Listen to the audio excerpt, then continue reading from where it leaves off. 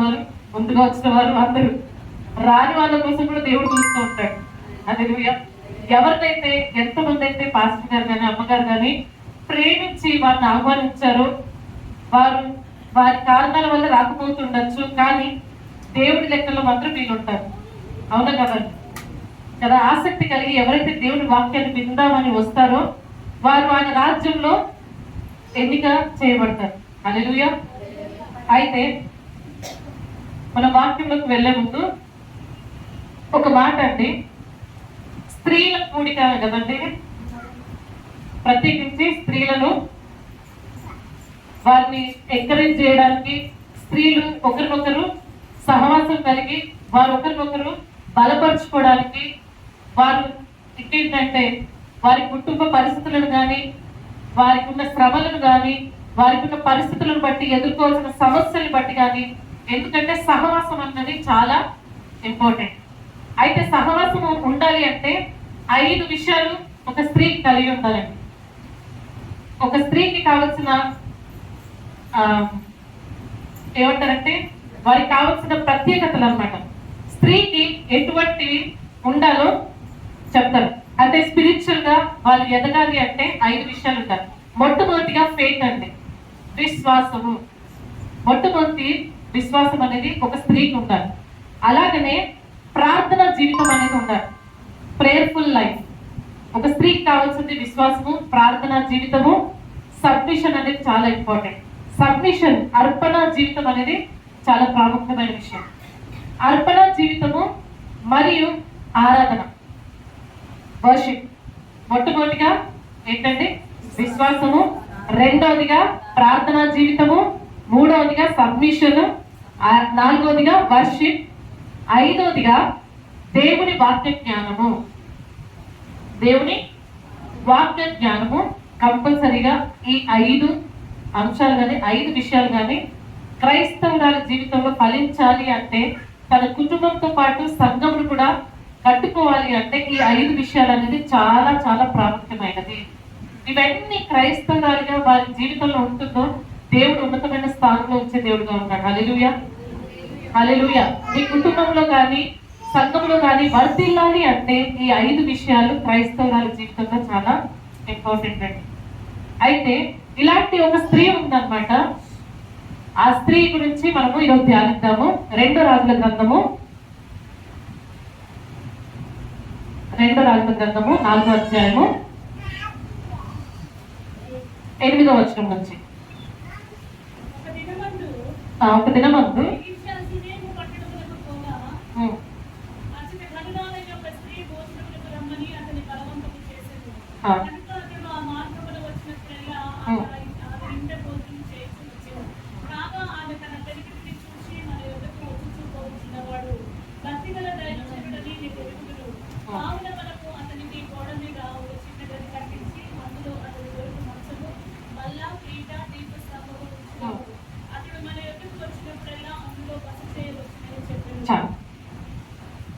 ఇక్కడ ఆమె పేరు రాయబడలేదు, కానీ అక్కడ ఏమని రాయబడిందంటే ఘనురాలైన ఒక స్త్రీ. ఎవరండి? ఆ ఘనురాలైన ప్లేస్ లో మన పేరు పెడుతున్నాం. హల్లెలూయా. అలా క్రైస్తవులమైన మనము, దేవుని బిడ్డలమైన, దేవుడి చేత పిలువబడిన మనము అలాంటి వారమా కదా? ఎన్ని డౌట్స్? ఏమైనా డౌట్స్ ఉన్నాయా? లేవు కదా?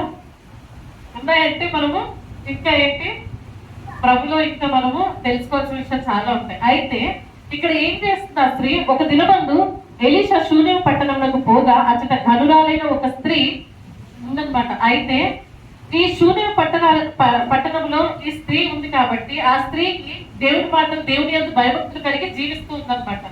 దేవుడు ఏమై ఉన్నాడో దేవుని భయభక్తులు కలిగి ఈ షూనేమురాలు జీవిస్తూ ఉందన్నమాట. అయితే ఇక్కడ భోజనము రమ్మని అతన్ని బలవంతం, ఎవరు? ఎలీషా అక్కడికి వచ్చి వాక్యాన్ని ప్రకటిస్తున్నాడు. ఆ మాటలు వింటూ వస్తుంది. అయితే ఆ మాటలు వింటున్న ఆమె వింటూ ఆమె ఏం చేస్తుంది? దేవుని యందు భయభక్తులు కలిగిన వ్యక్తి ఎలీషాని, ఈమె దేవుని యందు భయభక్తులు కలిగి ఉంది కాబట్టి ఈమె గ్రహించగలిగింది. హల్లెలూయా. ఎప్పుడైతే దేవుని యందు ఈమె ఉందో ఈమెకి ఆయన ఎలీషాను ఆమె ఇన్వైట్ చేసింది. ఏమనంటే చూడండి, భోజనమునకు రమ్మని అతని బలవంతము చేశాను కనుక. ఆయన్ని ఒకసారి పిలిచింది, ఆయన రాలేదేమో. ఆయన్ని ఇన్వైట్ చేస్తే ఆయన ఏంటి, ఎలీషా గారు ఎలాంటి వారండి, ఆయన మండుచున్న అగ్ని వలె నడుస్తున్న వ్యక్తి, దేవుడి కొరకు రోషం కలిగి ముందుకు నడుస్తూ దేవుడి వాక్యాన్ని ప్రకటిస్తున్న వ్యక్తి అయిన ఎలీషా. అవునా కాదండి? ఎలీషా ఎలా కొనుక్కోబడ్డారండి? ఆయన ఎలా వెళ్ళారు ఎలీషా గారు? ఏలియా కదా. ఏలియా ఎలా కొనుక్కోబడ్డారు? అగ్ని రథములతో. ఆయన ఆయన ఎంతో శిష్యుడైన ఆయన ఎలా కొనుక్కోబడతాడు? నార్మల్ గానే వెళ్ళాడు. అయితే కానీ ఏం పొందుకున్నాడు ఆయన? అగ్నిని పొందుకున్న వారు ఎలా ఉంటారండి? అగ్ని వల్లనే ఉంటారు. ఇప్పుడు మనం క్రైస్తవులమైన ఇగ్నైట్ చేయబడిన అపోస్తులు అనేక మందిని ఏంటి ఇగ్నైట్ చేస్తూనే వెళ్ళారు. అవునా కదా? ఇప్పుడు ఒక అగ్ని ఇంకొక అగ్నిని, మండుచున్న అగ్నిని మండిస్తుంది. అవునా కదా? అయితే ఈ వాక్యాన్ని ప్రకటిస్తున్న ఎలీషా గారు మండుచున్న అగ్ని వల్లే ఉన్నారు. అయితే ఈమె ఏం చేసింది? ఆయనని ఇన్వైట్ చేసింది. దేనికి? భోజనానికి. ఈమెకు ఆతిథ్యం ఇచ్చే ఒక ఏమంటారు మంచి అలవాటు ఉంది. ఎవరైనా వ్యక్తుల వారిని, మంచి వారిని ఏంటి ఆదిత్యునికి ఇన్వైట్ చేసి వారికి భోజనం పెట్టే అలవాటు. అలాంటిది దైవజనుడు తెలుసుకుని ఆయన మాటలు విన్న ఈమె ఏం చేసింది? ఆయనను ఇన్వైట్ చేసింది.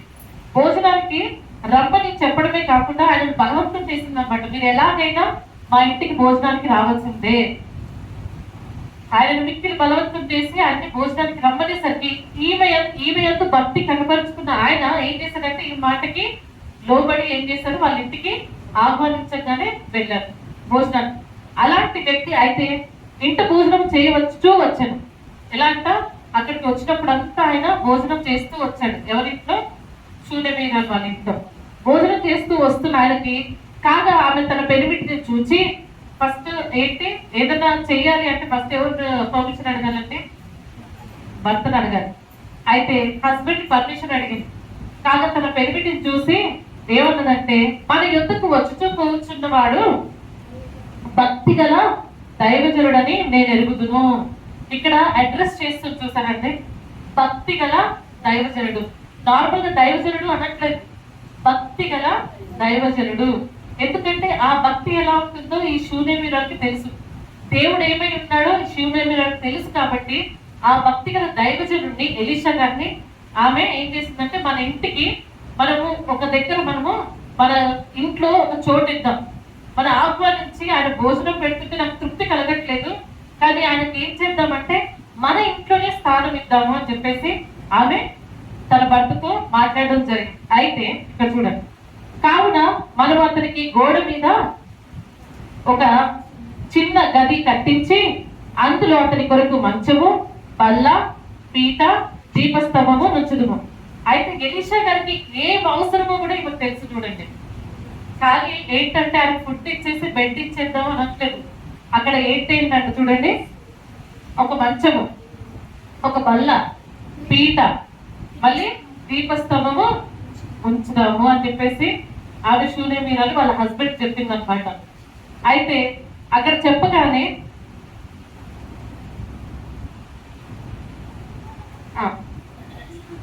అతడు మన ఎదుకు వచ్చినప్పుడల్లా అందులో బస వచ్చునని చెప్పాను. ఆ తరువాత అతడు అక్కడికి ఒకనొక దినము వచ్చి ఆ గదిలోకి వచ్చి అక్కడ పరుండెను. అయితే ఈమె ఇన్వైట్ చేసింది, ఆహ్వానించే గుణము, ఆమె ఆదరించే గుణం ఉంది. కాబట్టి దైవజనుడు ఏంటి, సరే నాకంటూ ఒక కుటుంబం దొరికింది అని చెప్పేసి అక్కడికి వెళ్ళి బస చేయడం జరిగి అక్కడే ఫోన్ చేయడము, అక్కడే పడుకోవడము, అక్కడే ఉండడము, అక్కడి నుంచి పరిచయం చేయడం స్టార్ట్ చేశారు. అయితే ఈమె అంతగా ఆహ్వానించి అంతగా దైవజనుడు అంతే భక్తి కలిగి ఆమె ఉంది అంటే మనము ఏం నేర్చుకుంటున్నాం? మనకు ఏంటంటే మనం ఇతరులను ఆహ్వానించే విధంగా మనం ఉండాలి. అవును కదండి? ఇప్పుడు శూన్యమీరాలు ఏం చేస్తుందంటే ఇన్వైట్ చేసే అందరినీ ఏంటి ఆదరించే స్త్రీగా ఉంది. మన ఇంటికి ఎవరైనా చుట్టాలు వస్తే మనం ఏం చేస్తాం చెప్పండి? ఫస్ట్ కదా నీళ్ళు ఇచ్చేసి వారికి కాలు కడుక్కోవడానికి, భోజనాలు ఏర్పాటు చేసి అన్ని ఇన్వైట్ చేసి వారికి భోజనానికి ఇన్వైట్ చేస్తాం. అవునా కదా? ఒక రోజు చేస్తాం, 2 రోజులు చేస్తాం, 3 రోజులు చేస్తాం, దాని తర్వాత పొమ్మలు లేక పొగ పెట్టినట్టు అవుతుందంట. సామెత ఉంది కదా. వాళ్ళు పోరు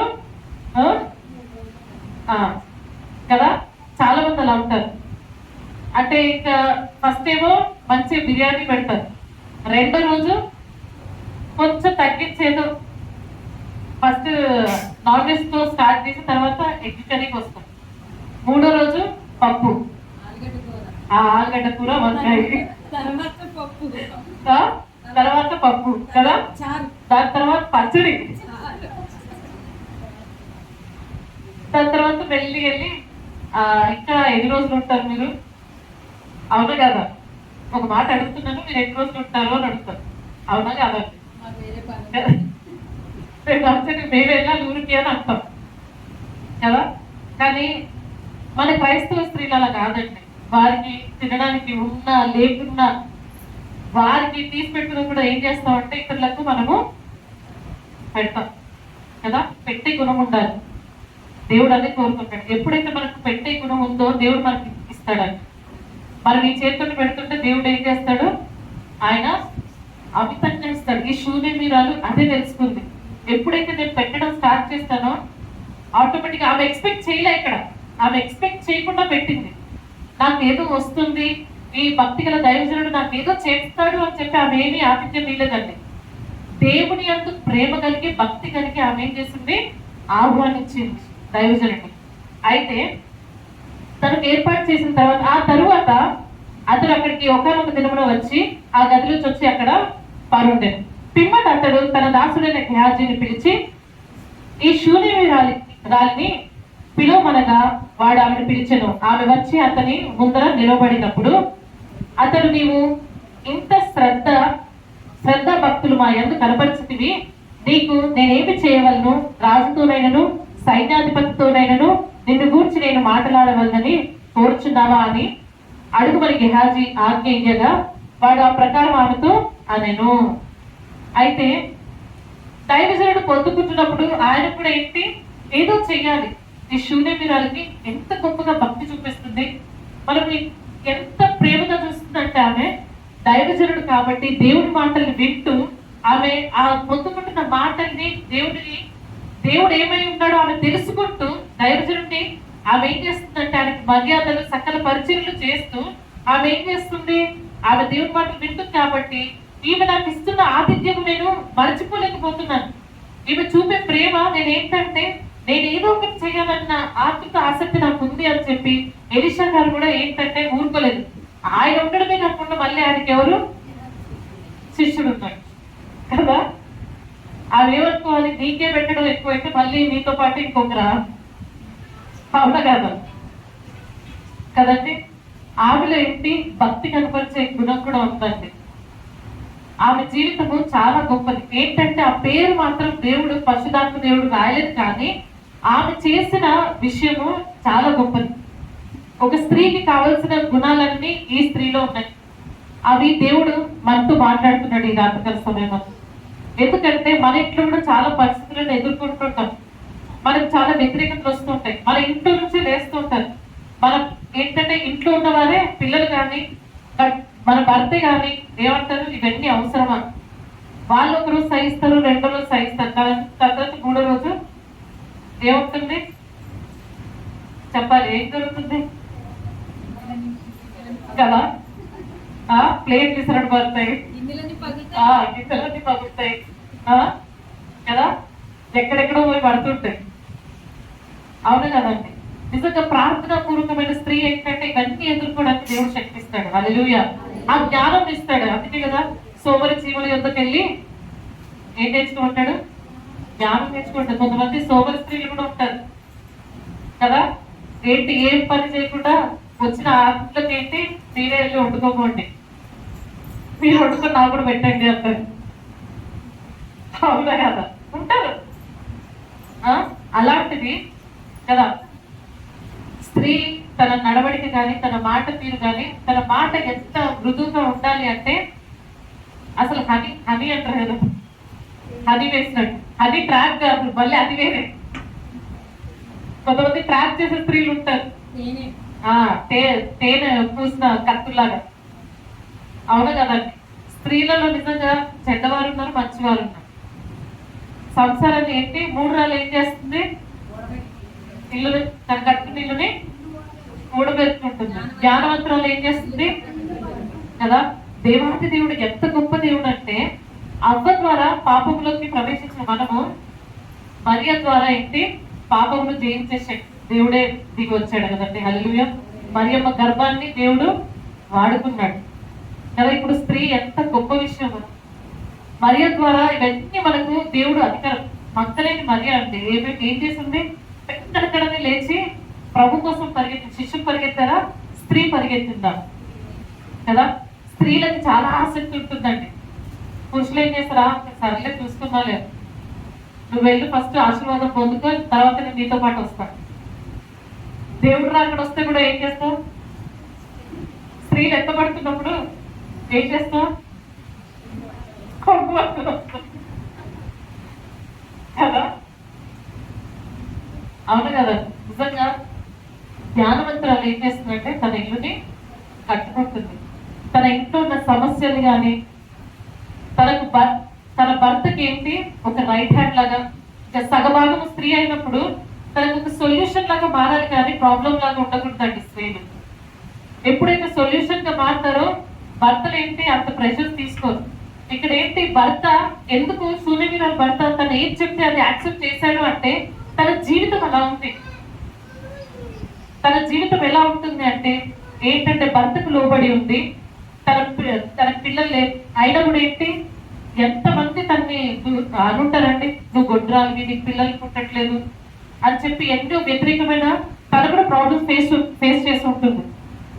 ఫేస్ చేస్తారు కూడా. నిజంగా ఇవాళ కూడా పిల్లలు పుట్టకపోతే ఎంతమంది చాలా ఏంటి ఫోన్ చేస్తూ వాళ్ళని ఇబ్బంది పెడుతూ ఉన్నారు. అలాంటిది అప్పట్లో పిల్లలు పుట్టకపోతే ఇంకా చూసుకుంటారా కదా. అడుగడుగునా ఏంటి, నీకు ఎందుకమ్మా పిల్లలు పుట్టట్లేదు, ఏంటి ప్రాబ్లం ఏంటి, దట్టు ఏంటి, ఇవే దేవుని అందుంది, మీ దేవుడు ఏం కార్యం చేయట్లేదు అని ఎన్నో ఇప్పుడు కూడా మనము అది ఫేస్ చేస్తున్నాం అలాంటి సిచ్యువేషన్స్.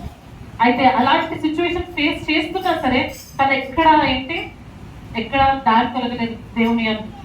అందుకు ఎలీషా గారు కూడా ఆవిడ చూడగానే హీ యాక్సెప్టెడ్, ఆవిడ సబ్మిషన్ ని హీ యాక్సెప్టెడ్ అన్నమాట.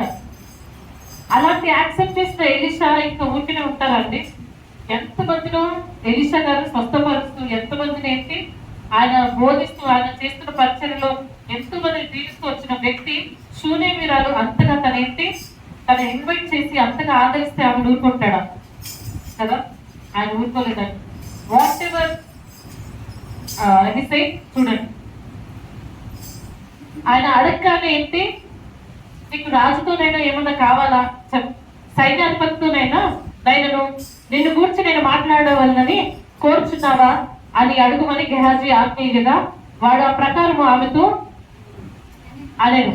అందుకు ఆమె, నేను నా స్వజనులలో కాపురం ఉన్నాను. ఎలీషా ఆమె నేనేమి చేయకూర్చున్నానని చదువుతారు. ఆమెకు కుమారుడు లేడు.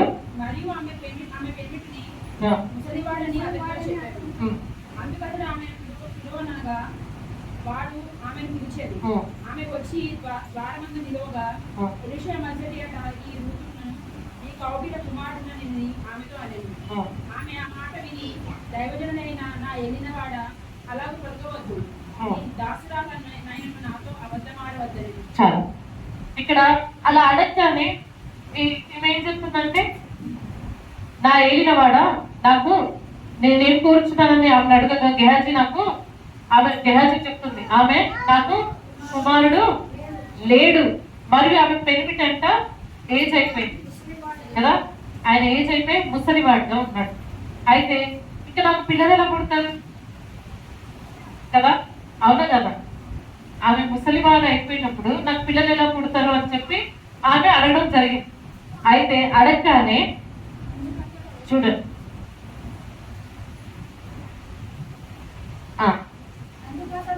అందుకతను చాలు ఆమెని పిలవమని చెప్పాడు. ఎవరు పిలవమన్నారు? ఎలీషా గారు పిలవమనగానే ఆమె వచ్చింది. అయితే ఆమెను పిలవమనగా ఆమె ఆమె పిలిచారు, ఆమె వచ్చి ఎక్కడ నిలబడిందంట? ద్వారం వద్ద నిలబడింది. ఆమె పిలవగానే ఆమె పరిగెత్తుకుంటూ లోపలికి రావచ్చు కదా, ఎందుకు ద్వారం దగ్గర నిలబడిందండి? చెప్పాలి, ఎందుకు నిలబడిందా? దైవజనుడని ఆమె గౌరవంతో, ఏదో ఎలిషా గారు అడ్వాంటేజ్ ఇచ్చారు కదా అని చెప్పేసి ఆమె లోపలికి వెళ్ళిపోయి పక్కన కూర్చొని అలా మాట్లాడలేదు. ఆమె ఎంత గౌరవం ఇస్తుందో చూసారు పిల్లలు. దైవజనుడని ఆమె గౌరవం ఇచ్చి ద్వారం అంతా నిలబడింది, మళ్ళీ లోపలికి కూడా రాలేదు. ఆమె ఇల్లు, ఆమె ఇచ్చింది రూమ్ కదా, ఆమె లోపలికి వచ్చేసేయచ్చు కదా, మళ్ళీ భోజనం పెడుతుంది, అది అంతా ఓకే. కానీ ఆమె ఏంటి అడ్వాంటేజ్ ఏం తీసుకోలేదు. ఈయన ఎలిషా గారు నాకు తెలుసు కదా, ఈయన దైవజనుడు, నేను చూసుకుంటానని చెప్పేసి, కానీ ఏ అడ్వాంటేజ్ తీసుకోకుండా ఆమె ద్వారం దగ్గరనే నిలబడి చూస్తున్నాను కదా. ఈ ఋతువున నీ కౌగిట కుమారుడు ఉంటుందని ఆమెతో అనను. ఆమె ఆ మాట విని, దైవజనుడైన నా ఏలినవాడ, అలాగూ పలుకవద్దు, నీ దాసులానే నేను నాతో అబద్ధం ఆడవద్దు. ఆమె ఏం చేస్తుంది? నాతో అబద్ధాలు ఆడదు, నాకు కౌగిట కుమారుడు పుడతాడని ఎలా చెప్తున్నావు అని చెప్పేసి ఇక్కడ ఎలిషాతో అంటుంది కదా. కానీ ఈమె చూడండి, అతడు వారిని ఎత్తుకుని ఆ బిడ్డ ఎదిగిన తర్వాత ఆ పిమ్మట ఆ స్త్రీ గర్భవతి అయి మరుసటి ఏట ఎలిషా తనతో చెప్పిన కాలమున కుమారుని కనెను. ఆ బిడ్డ ఎదిగిన తరువాత ఒకనాడు కోయి వారి యొద్దనున్న తన తండ్రి దగ్గరకు పోయి అక్కడ ఉండగా వాడు నా తల పోయినే అని తన తండ్రితో చెప్పాను కదా. అబ్రహాం ఇచ్చిన దేవుడు ఇక్కడ వీళ్ళకు కూడా ముసలితనంలో వారి గర్భాన్ని తెచ్చి బిడ్డనిచ్చారు. అయితే ఎలిజబెత్ కూడా వృద్ధాప్యంలోనే బిడ్డను కదా. అయితే లేక పుట్టిన బిడ్డ ఇక్కడ ఏంటి? మరణానికి వెళ్ళిపోయింది. నా తల పోయినే అని తండ్రి దగ్గర అరుస్తూ మరణించాడు. చూడండి, వాడు ఆ బాలుని ఎత్తుకొని వారి తల్లి వద్దకు తీసుకుని పోయాను. పిల్లవాడు మధ్యాహ్నం వరకు తల్లి తొడ మీద పండుకొని ఉండి చనిపోయాను. అప్పుడు ఆమె పిల్లవాడిని దైవజనుడి మంచం మీద పెట్టి తలుపు వేసి బయటికి వచ్చి, ఒక పనివారిని ఒక గాడిదను నా ఎద్దుకు పంపుము, నేను దైవజనుడి ఎద్దుకు పోయి వచ్చదనని తన పెనుడితో ఆమె అనగా. అయితే ఇక్కడ రాగానే ఏంటి, ఆ బిడ్డ చనిపోయేసరికి ఆ తల్లి బాధ ఎలా ఉంటుందండి. ఆ లేక పుట్టిన ఆ కుమారుడు ఇలా చనిపోయిన స్థితి తెలుసుకోగానే ఆమె భరించలేదు. ఎలా భరిస్తుందండి? ఒక తల్లి బిడ్డని కోల్పోతే ఎక్కడైనా భరిస్తారని చెప్పండి, అవును కదా. ఇప్పుడు ప్రవీణ్ పగడాల గారు చనిపోతే వాళ్ళ అమ్మ ఎంత గొప్ప స్టేట్మెంట్ ఇచ్చిందండి. ఆయన ఒక హతసాక్షిగా ప్రభుత్వంతో పిలువబడ్డాడు. వాళ్ళ ఫ్యామిలీ ఎంత గొప్ప స్టేట్మెంట్ ఇచ్చిందంటే, ఎవరైతే ఇది చేశారో వారికి మేము క్షమిస్తున్నాము అని కదండి. ఆ తల్లి ఎంతగా బిడ్డ కోసము ఆయన ఒక గోల్ కలిగి ఉన్నాడు. ఆయన ఎంతో చేయాల్సిన ఆయన ప్లాన్, ఆయన 2027 వరకు ఆయన క్యాలెండర్ ఫుల్ ఉంది. ఆయన చేయాల్సిన పనులు ఎన్నో ఉన్నాయి. అయితే అవన్నీ ఆయనకున్న పరిస్థితులు ఆయన నమ్ముకొని ఎంతో మంది అనాథ పిల్లలు కూడా ఉన్నారు. ఆయన ప్రవీణ్ పగడాల గారు మా ఇంటికి కూడా వచ్చేసి అక్కడ వాక్యం ప్రకటించడం జరిగింది. నిజంగా ఒక మీటింగ్ పెట్టాము. చాలా చాలా అంటే అనుకుగా, చాలా నెమ్మదిగా. ఆడపిల్లలు అంటే మాత్రం ఎంత రెస్పెక్ట్ ఇస్తారంటే చాలా రెస్పెక్ట్ ఇస్తారండి. అన్నీ అసలు ఆజాద్ మా దగ్గరనే చేశాడు కదా, మీకు కూడా తెలుసు. ఆజాద్ బ్రదర్ అక్కడే ట్రైనింగ్ అయ్యి మా దగ్గరకు వచ్చి చేశారు అనమాట. అన్నని ఇన్వైట్ చేసి, ఎందుకు రీసెంట్ గా ఆజాద్ బ్రదర్ మీటింగ్ పెట్టినప్పుడు కూడా అన్నయ్య వచ్చి చెప్పారనమాట. ప్రవీణ్ అన్నని అక్కడ వచ్చి మెసేజ్ చెప్తున్నాడు, కలిసారు, మాట్లాడారు. వైఫ్ అండ్ హస్బెండ్ ఇద్దరు. మేము వాళ్ళ ఇంటికి వెళ్ళడం జరిగింది. అంత క్లోజ్. అనాథ పిల్లల్ని ఎంత బాగా చూసుకుంటాడంటే, వాళ్ళ పిల్లల్ని పక్కన పెట్టి అనాథ పిల్లల్ని ఆయన ఎక్కువ చూసుకుంటాడు.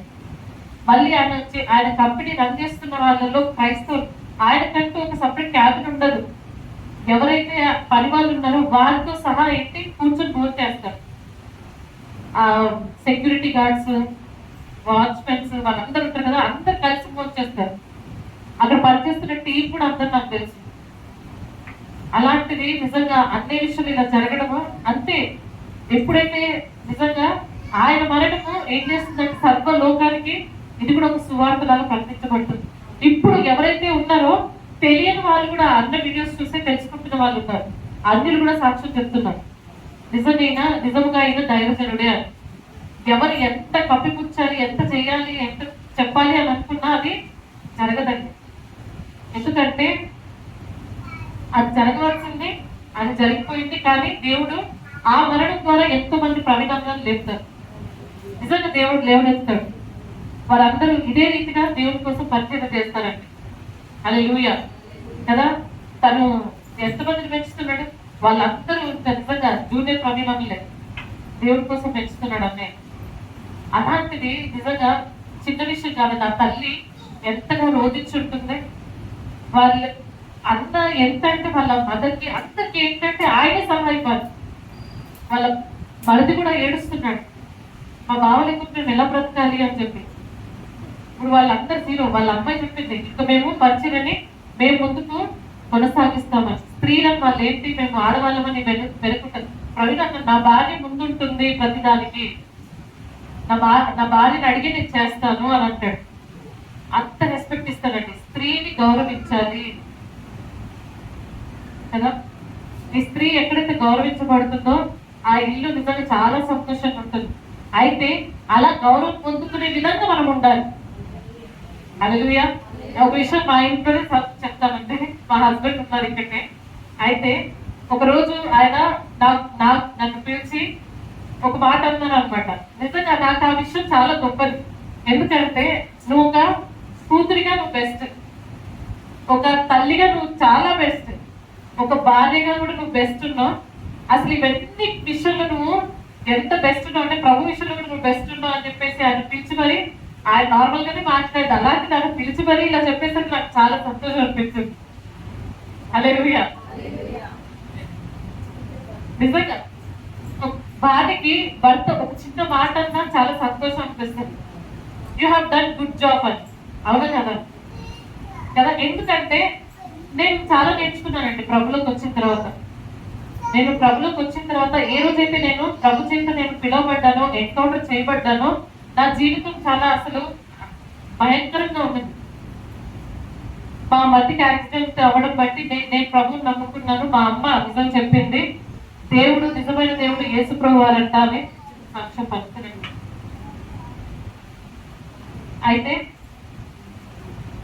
అయితే ఏం జరిగిందంటే ఆ యాక్సిడెంట్ వల్ల నా కోసం చెప్తాను.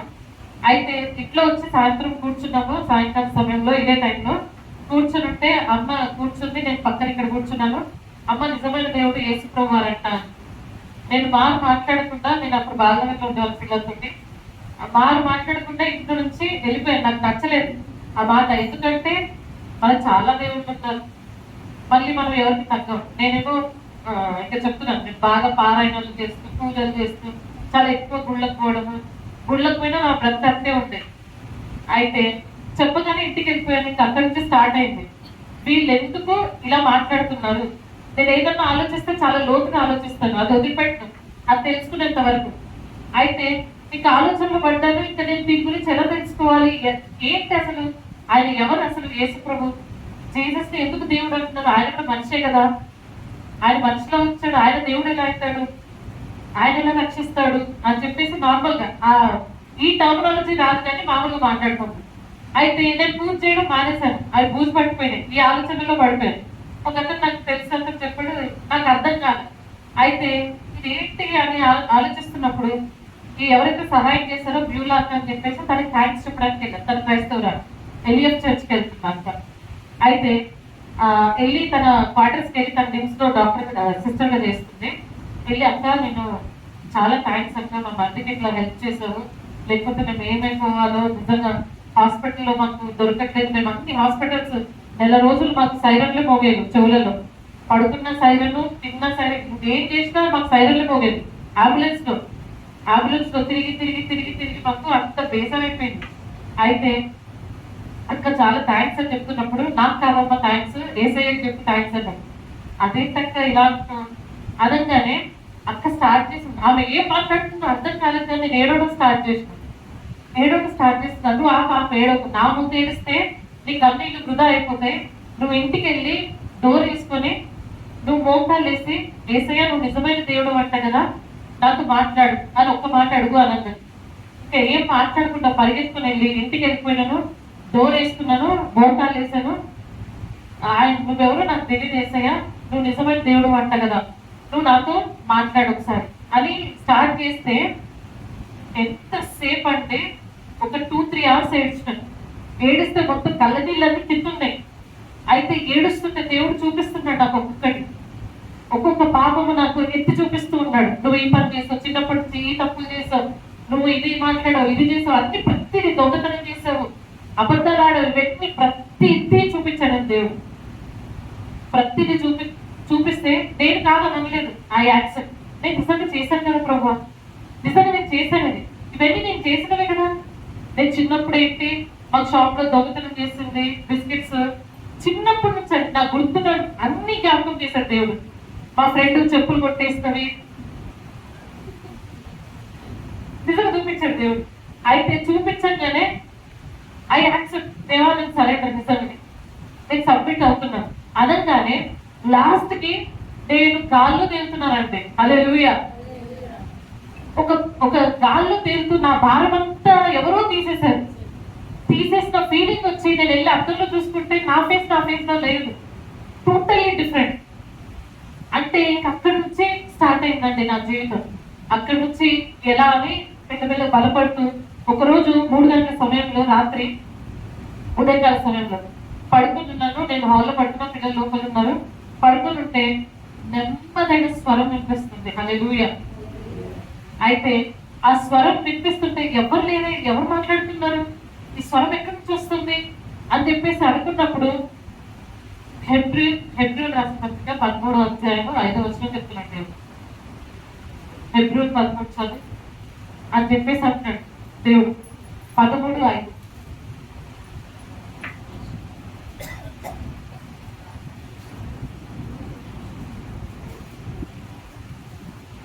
ధనాపేక్ష లేని వారై 13:5.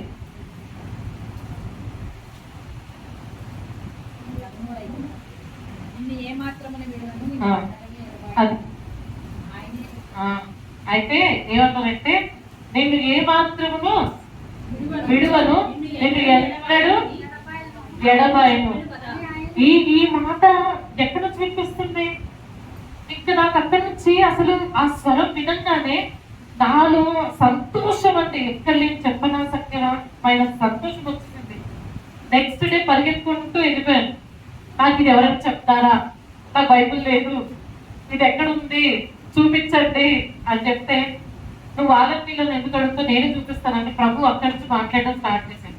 నాకు బైబుల్ కావాలి అని తీసుకున్నాను. అక్కడి నుంచి అంటే నన్ను దేవుడు కంప్లీట్ గా మార్చుకున్నాడు, హల్లెలూయా. అక్కడి నుంచి నిన్ను మనుషులు పట్టే జాలరిగా చేస్తానన్నాడు. ఇవన్నీ నేను చేయగలను ప్రభా, నా వల్ల కాదు, నేను నిలబడ్డు, నేను హైడ్ అయ్యి ఉంటాను. ఇప్పటి వరకు నేను హైడ్ అయ్యే ఉన్నాను, కానీ ఈరోజు దేవుడు ఏంటంటే దాన్ని నిలబెట్టుకున్నాడు, హల్లెలూయా. నేను ఉండను, మీరు ఉండండి అని చెప్తాను. కానీ దేవుడు చూపించిన దర్శనం అది చేయకపోతే,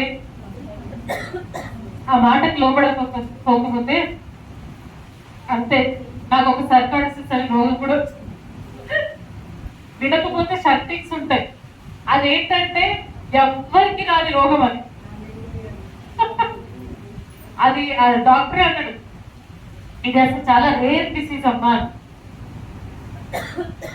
ఆ రేర్ డిసీజ్ నుంచి కూడా దేవుడు విడిపించాడు అనుకుంటారు. దేవుడు మళ్ళీ ఏంటి ఇస్తాడు, కొడతాడు, మళ్ళీ కూర్చోబెడతాడు కదండి. ఎప్పుడైతే ఆయన చేతుల్లో మనము వంచబడాలో అప్పుడు సబ్మిట్ అయిపోవాలి, సరెండర్ అయిపోవాలి. అయితే నిజంగా ఇప్పుడు దుబాయ్లో కూడా మేము పరిచయం చేస్తున్నాము. దేవుడు మహాకృపను బట్టి మేము ఇక్కడ ఉన్నాం, తెలుసుంటుంది. దుబాయ్లో చిన్నగా పరిచయం స్టార్ట్ చేసాము. ఇంకా అదే ఇంకా మనకి అక్కడ ఇట్లాంటి ప్రాబ్లమ్స్ ఏమి ఉండవండి. నిజంగా ఇక్కడ ఉన్న అబ్జెక్షన్స్, యాక్చువల్గా అది ముస్లిం కంట్రీ, అలాంటివి ఏమి అక్కడ అబ్జెక్షన్స్ ఉండవు. మీరు ప్రేయర్స్ చేసుకోండి, కానీ ఎవరిని డిస్టర్బ్ చేసుకుంటూ చేసుకోండి. మీకు ఒక స్థలం ఇస్తాను, అక్కడ వెళ్ళి చేసుకోండి అంటారు. అక్కడ రిలీజియన్స్ గొడవలు అలాంటివి ఏమీ ఉండవు. ఇక్కడ నుంచి హైప్ చేయడమే కానీ అస్సలు అలాంటివి మత కలహాలు కానీ ఇట్లాంటివి ఏమి ఉండవండి. దేవుడి కృపను బట్టి. అందుకే ఇప్పుడు అందరూ దుబాయ్లో స్టార్ట్ చేస్తున్నారు పచ్చడి, చాలా మంది స్టార్ట్ చేస్తున్నారు. దేవుడు ఇంకా అంచెలంచెలుగా అనేక దేశాలకు సువార్త ప్రకటింపబడాలి అని మేమందరం నిజంగా మేము ప్రార్థన చేస్తున్నాం, మీరు కూడా ప్రార్థన చేయండి. అయితే కొన్ని కంట్రీస్ లో చర్చిలో మూతలు పడుతుంది. మా హస్బెండ్ చెప్పారు ఆ విషయం. స్వీడన్, ఐ గెస్ స్వీడన్ లో అక్కడ చర్చిలనంట వాళ్ళు పబ్లుగా చేస్తున్నారంట.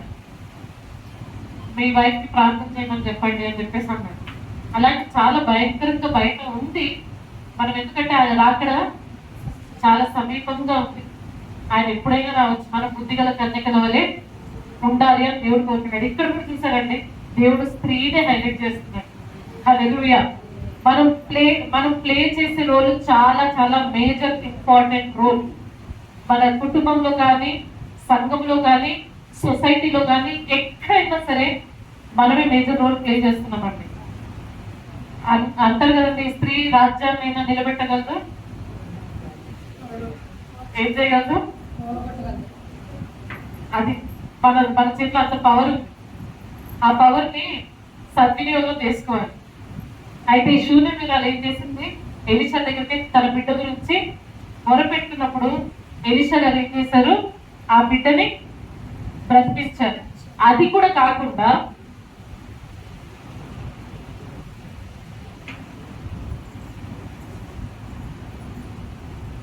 అయితే 8వ అధ్యాయంలో ఒక మాట చూడండి. అదే శూన్యమీరాలు ఒకనాడు ఎలీషా తాను బ్రతికించిన బిడ్డకు తల్లి అయినా ఆమెను పిలిచి, యెహోవా క్షామకాలము రప్పింపబోచున్నాడు, 7 సంవత్సరముల దేశంలో క్షామం కలుగునని చెప్పి నీవు లేచి నీవును నీ ఇంటి వారును ఎచ్చట అనుకూలమో అతనికి పోవుడనగా. అయితే ఒక క్షామకాలం వచ్చిందంట. అయితే ఎలీషా గారు ఏం చెప్పారు, శూన్యమీరాలు ఎవరైతే తాను బ్రతికించిన బిడ్డకు తల్లి అయినా ఆమె పిలిచి చెప్పాడనమాట, మీరు 7 సంవత్సరాలు ఎక్కడికైనా వెళ్ళి బస చేయండి, ఎందుకంటే యెహోవా క్షామకాలం వస్తుంది, మీరు ఇక్కడ ఉండకండి అని చెప్పినప్పుడు ఆమె లేచి వెళ్ళిందనమాట. ఈ లేచి వెళ్ళడం అనేది చాలా ప్రాముఖ్యమైన విషయం కదా. అబ్రహాం లేచి అనగలండి, ఈ దేవుడు ఎవరినైతే పిలుస్తాడో వాళ్ళందరూ లేచి నడిస్తేనే గొప్ప కార్యాలు జరుగుతాయి. హల్లెలూయా. ఈమె ఒక్క మాట మాట్లాడకుండా ఏం చేసిందంటే ఆయన మాటకు లోబడింది, దైవజనుడి మాటకు లోబడింది. సంఘంలో కూడా దైవజనుడి మాటకి లోబడాలి, లోబడే తత్వం ఉండాలి. కొంతమంది ఉంటారు స్త్రీలు షార్ట్ టెంపర్డ్, వాళ్ళు ముట్టుకుంటే చాలు ఇంకా గయ్య గయ్య గయ్య గయ్య అరుస్తూనే ఉంటారు కదా. పిల్లల మీద అరుస్తారు, భర్త మీద అరుస్తారు, పక్కన వాళ్ళ మీద అరుస్తారు. వద్దు, చాలా మృదువుగా ఏంటంటే చాలా నెమ్మదిగా ఉండాలండి స్త్రీ కదా. అడుగు వేస్తున్నప్పుడు కూడా ఎలా ఉండాలి కదా, జీవం చచ్చిపోతాయేమో అన్నట్టు ఉండాలి. అలా వెళ్ళి అడుగు ఎలా చాలా మృదువుగా నిమ్మలంగా ఉండాలి. ఒకటే గొడవల్లాగా గయ్యాలిలాగా ఉండకూడదు స్త్రీలు. అక్కడ ఏముంటుంది కదా, అపవాది ఎక్కువ పనిచేస్తాడు అక్కడ, అవునా కదా. గయ్యాల తత్వం ఎందుకంటే పేటు రాసిన పత్రికలో ఉంది చూడండి.